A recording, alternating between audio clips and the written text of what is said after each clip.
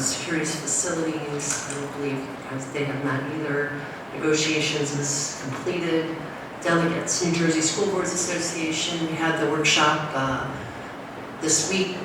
Myself and Carrie and Kelly and actually Tony was there for a little bit as well. And it was really excellent. It was 3 days of a lot of different training. I really learned a lot. So it was nice to be back in person and meet people from all over the state. It's kind of nice. So there's a few takeaways. Some of them I'll be sharing with Mr. Mango and the rest of the board and some notes. And so I haven't looked at anything else from school boards. Morris County, I know there's something coming up, isn't there? There's something coming up on November 3rd, but I'm going to have to miss it because I would rather be here for the open house at the high school. But I did register and it's a hybrid meeting, so I should be able to watch it once it's over. Megan, anything from legislative? No updates on legislative, but everybody remember to vote in November. Actually, you can vote early starting Saturday, I think. Yeah, Saturday. Mike, anything for education services? Okay. Community Relations Committee? So we had our last meeting on October 3rd, and it was fantastic, chock-a-block full of information, so forgive me because there's a lot that went on. 24 smart boards were donated to the Kinnelon schools through a federal grant. So there were 6 smart boards donated to every single school, so the teachers are really excited about that this year. It's just an upgrade for our entire district.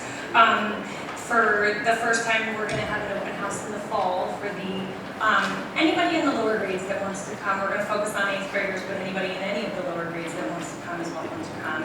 And we're really just going to showcase all the fantastic academic clubs, extracurriculars, sports that we have here at the high school, and just let people know if they are thinking about leaving to go to a private school or parochial school, we're going to kind of align our open house more with the timing of that so that people can see what we really have to offer before they consider leaving.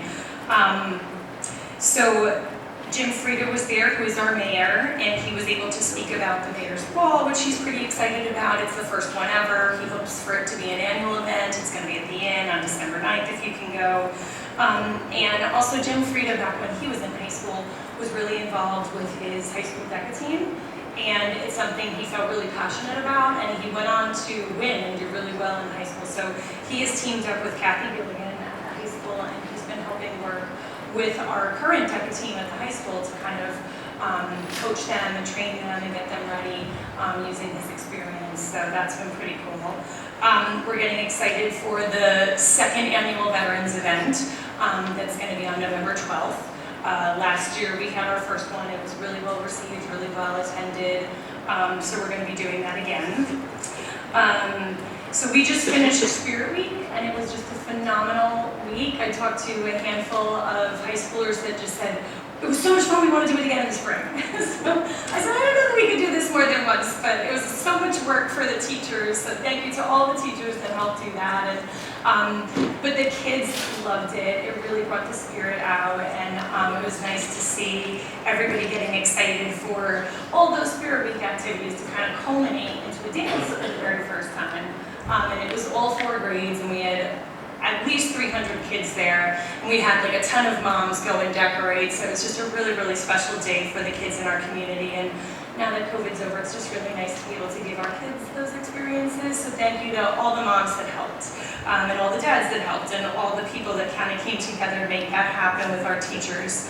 And I also wanted to thank here in Stony Brook and Kiel, because they also celebrated Spirit Weeks, building up to the homecoming dance and the homecoming, game that we had. They were involved in it as well. And there was a really cool BMX stunt show for anti-bullying that I know Kiel had, Stony Brook had, and the kids were just really excited about it. So it was a fantastic way to celebrate that week. We had our first SOAR assembly over at PRM, which was fantastic. It was a stand-up comedian who's overcome Tourette's syndrome. Her name was Pamela Schuller, and the kids just really connected with her and really liked her a lot. We had our first goal night. We have a fundraiser going on at the high school, which everyone is really excited about, and it was just a great meeting with a lot of a lot of great energy. All the schools launched, all the back to school nights happened, and everyone's settling into the year. We're halfway through the first marking period, which is great. We're not going to be doing a November meeting because it's just a really short month, and with conferences, the teachers are really slammed with a lot of stuff, and the administrators are really slammed with a lot of stuff. So we're going to do email updates, and then we're going to get back together again in December. Excellent. Lots of great stuff. You know, it was a lot of fun decorating the gym for homecoming.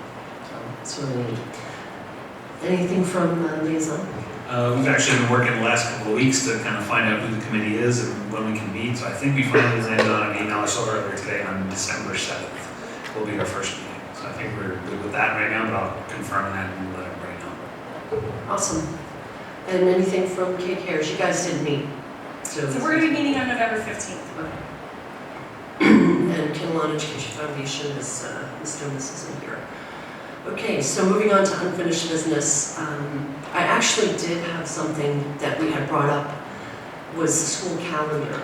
We kind of discussed it and then wanted to talk about, so I wanted to add that to unfinished business because I know we had discussed potentially adding a break in February, and a lot of people, I got a lot of positive feedback when we raised that issue, so I think something we might want to add to a discussion. I'm not familiar with how the school calendar process works here in Kinnelon. I guess I'm about to find out, but I can tell you in my experiences, and I didn't know that you were going to bring this up, but I'll share. My intent is to create a draft, share it with the board, but at the same time share it with the association and the admin team. And then we all kind of talk about it, we look at it in community relations, and we see what works. We could have some options, we could play with it, because again, I didn't share it in my presentation. During the COVID scheduling of 2021, the best part about it was that I left the vote to the parents and staff, because we're a democracy. So no different than this. Hey, what do you think really works, what doesn't? And you cast your vote, and wherever the majority of the votes lie is where we'll roll. So you could count on that coming. Okay, We brought the idea of the February break to negotiations committee with the KEA. We thought that it was going to be like a really great opportunity for everyone, that the teachers would want this break, that it would be a nice change. They don't get any of their, they don't have a risk of having to come back in because of snow days and things if it's a February break instead of the April break. But the teachers were, the KEA teachers were a no on it. Even after a few rounds of negotiation, they did not want to pursue that. well, I thought of it just as I was thinking of wrapping up the meeting, that it was something we had discussed, and then I kind of lost sight of it, so I just wanted to kind of put it back on our radar to circle back on that. But I think getting consensus, obviously, from everybody is obviously the way we need to move forward. So, yeah, I don't care either way. I just wanted to have a discussion. Awesome. Any new business? Can I have another calendar question? Mr. Mayo, I'm not sure what you've done in the past, but generally Kinnelon has sort of put out the calendar not very far in advance, and we had been talking before with Diane about putting out like 2 years at a time, because I think we do tend to have absences of people taking vacations, and part of that is because they're guessing when spring break is. So if you have less than a year's notice and you're making your vacation plans, I've done it wrong myself. I've, booked big family vacations with, 49 people, and then the calendar comes out and it's the wrong week, but it's, it's too late. So I think, I don't know how far in advance you like to put out the calendar, but it's just mine. I typically would recommend to the board by the March public meeting, but every year is a little bit different. I know we only have 4 days built into our calendar here as far as emergency days for whatever we call them or utilize them as. And again, I'm not aware, and maybe you can help me because you're speaking to the negotiations or the language on our school calendar here. Is there the caveat that says if we go over that the spring break are the first days, and it's okay, good, okay. I mean, I could try.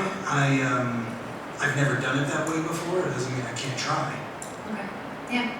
I just think it might be helpful for the community, because that's sort of when we've been doing it, when we put out in March. But if we're putting something out in March that starts in September and we really need everyone to be there those days, think it might be helpful if we could do, I know some districts do like 2, 3, 5 years in advance. I think 2 is probably plenty. Well, I think maybe what you're alluding to might be about whether or not spring break follows Easter or precedes Easter, because sometimes the. Yeah, generally you can guess at most of the Yeah. calendar. The start date is sometimes a little something you can't quite guess at, and spring break. Sometimes we do it before Easter, sometimes we do it after Easter. If we even just wanted to make it consistent, then people wouldn't have to guess and it wouldn't matter as much. Well, I know I messed up with teacher conference. I assumed it was the first week, and it was actually which is the only time I'm Yeah, it's the going to first travel week, during but teacher that makes it conference, and tricky. it was actually I booked the wrong dates, so, Yeah. which I was, should have looked. I did approve the calendar when I actually knew it. But yeah, to that point where you just assume it's a certain, just because of this historical precedence, but yeah, I think it's something we can talk about. I just wanted to bring it back up because I knew we had mentioned it, and I just remembered it. Yeah. That would also include, I mean, if we're going to be talking about extensions of calendars, I'm also accustomed to, coming in before Labor Day. So athletics is here, everybody's back in the building. I know that's always a conversation for all groups, the admins, the association, parents, but, our calendar does tend to run long into June. So. I think that was the problem in negotiations with the February break. We were asking for teachers to come in and do a little in-service some years, not all years, but some years the way the calendar falls before that weekend, and there was a strong no on that. But maybe it's something you can talk to them about. Conversations are just conversations. Exactly. But now I have one for the board, which is we have to select a reorg date. So you have that first, the holiday, New Year's Eve, New Year's Day is on Saturday and Sunday. We come back the 3rd. I don't know, do you want to make it the 6th? Do you want to earmark it? Yeah, so typically, so for next year would have been January 5th. Would have been. January 5th, all right, I'm gonna find that. Okay, that works for me.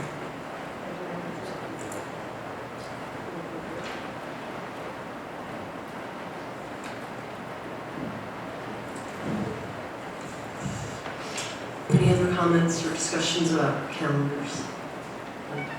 I think also do want to discuss the board meeting calendar. Just I don't know if we do have a whole new board and we do all go to workshop. It's kind of the same year. I don't know if we want to come back and have a meeting on Thursday after if we all go. That might be too much. So, Yeah, so we might want to adjust that. move it up. Yeah. So anyway, that's another thing to discuss too. New business. Do we have any new business? Correspondence. We do have some correspondence. I do have one item that I'll be recommending next month for a vote. And that entails one of our 7th grade middle school students. This young man is he's in the middle of his star rank advancement for Boy Scouts, which is very impressive. And he wants to conduct a fundraiser and start a fundraiser for children of special needs for adaptive swings for elementary schools. So I think it's a great initiative. I did speak to Mom. I don't know if Mom is here. Hi Mom. And I fully support this. I have a lot of experience with this. And Mom, since you're here, I'm going to tell you if you could share with your son anything I can do from my seat to help. I love things like this. And okay, but anything else that's needed, anything you think, visits, whatever. Okay, that's fine. That's fine. So, it's an endeavor I believe in, so I'll recommend that to you next month for November. Excellent, look forward to it. Petitions and hearings of citizens for non-agenda items. If you'd like to come up and address the board, now's the time for non-agenda items. You're welcome to come on up. Awesome, it's getting late. Board member comments. Kelly Perella, why don't you go first? So much has happened this week. First of all, I just wanted to thank all of you for sending us to the workshop this week. It was the New Jersey School Board's workshop, and it was just fantastic. I really want to go home this weekend and research like crazy so many of the things that I learned about and found interesting and want to learn more about. And we met some great people, brought back some great ideas for some things here in Kinnelon. It was fantastic. It was just a really great 2 days. I'm glad that I went. And I know that there's so much going on right now in the schools, and I just think that this year is just off to a great start, and everybody that I talked to is just really enthusiastic about things settling in and being back on a routine, back on a schedule, and just things going well at the schools. So I guess that's it. Thank you. Megan? KHS Spirit Week. I think that was really fun. I know it's stretched kind of into Spirit Month. I feel like there was the week of respect, there was another week, there was sort of a week in between. And I think all of the kids had a wonderful time, but I think also the kids and the faculty are kind of breathing a sigh of relief that it's done, because it was fun, and also with all those academics piled on, it was a lot. So I hope that everybody really can settle back in and, you know, focus on their academics and, you know, be really successful this year. I want to thank the Carney Bank and the family who donated to our volleyball and our bowling team. Those are really incredibly generous